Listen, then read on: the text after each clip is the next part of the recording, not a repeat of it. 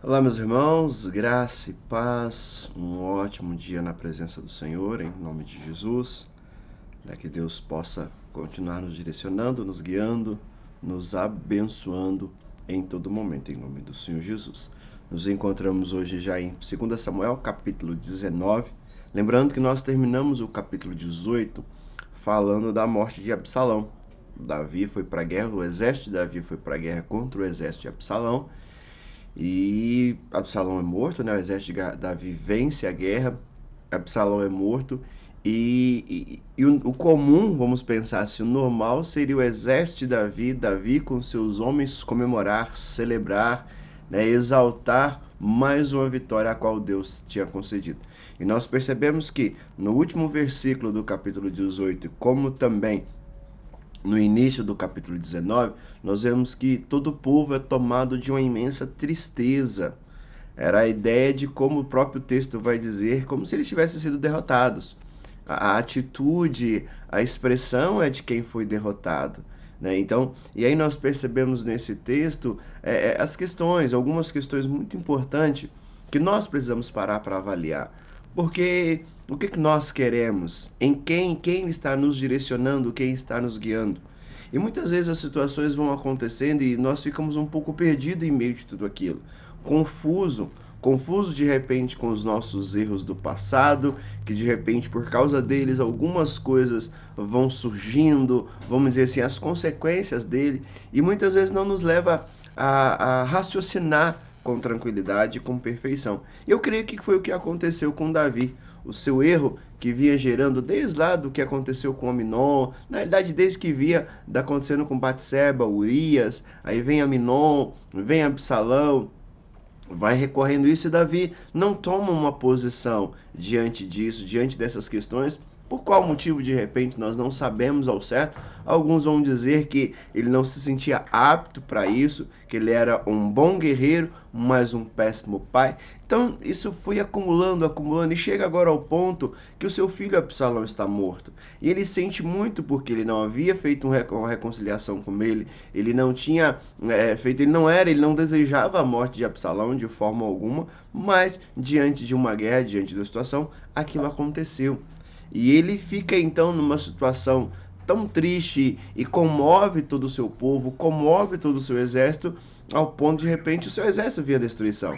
Mas aí é onde entra um personagem, que eu creio que todos nós precisamos de um personagem como esse nas nossas vidas, que é Joabe.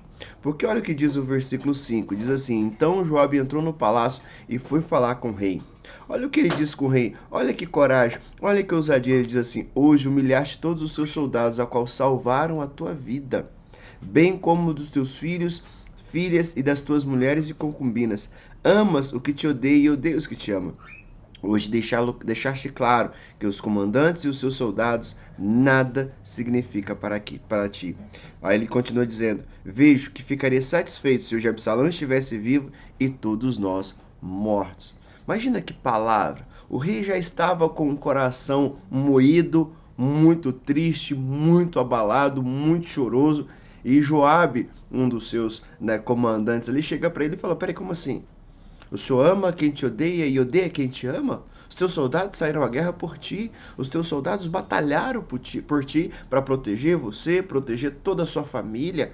Mas parece que hoje o Senhor estaria feliz se fosse ao contrário, se todos nós estivéssemos mortos e os teus inimigos estivessem de pé. E aí parece que Davi então, sabe, dá aquele que nós falamos, aquele estalo. Ele falou: peraí, verdade, verdade. E nós percebemos que a partir dessa confrontação, por isso que eu digo, irmãos, não tem como. Não tem como. Precisamos ser confrontados. Precisamos ser confrontados. Faz parte da nossa vida. Muitas vezes precisamos ser mexidos. Muitas vezes precisa, vamos dizer assim, bagunçar algumas coisas, bagunçar os nossos sentimentos, e Deus vir e nos confrontar.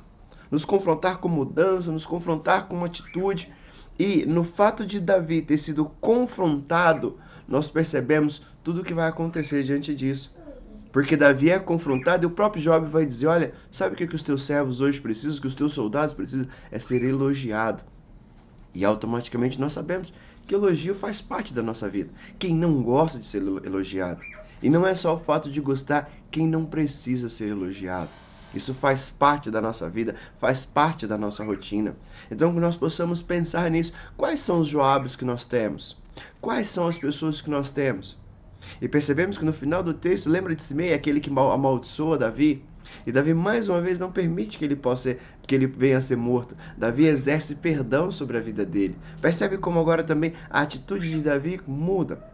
Então, meus irmãos, que nós precisamos pensar sempre. Precisamos ser Joabe na vida de alguém. E precisamos que alguém seja Joabe nas nossas vidas. Precisamos exercer o elogio sobre as pessoas que têm feito coisas boas. Por nós ou por aquilo. Faz parte da vida. Você realmente fala, olha, te admiro. Olha, parabéns por aquilo que você fez. Faz parte. Olha, você é importante na minha vida. Então, precisamos de Joabe. Precisamos ser Joabe. Precisamos de elogio. E precisamos também ser elogiado. Então, quando alguém te elogiar, celebre, comemore, adore ao Senhor por isso. Não fica, não, sabe que. Não, agradeça, fala, muito obrigado, porque Deus é bom e que o Senhor possa continuar agindo e abençoando as nossas vidas, no nome do Senhor Jesus. Que Deus te abençoe, meu querido.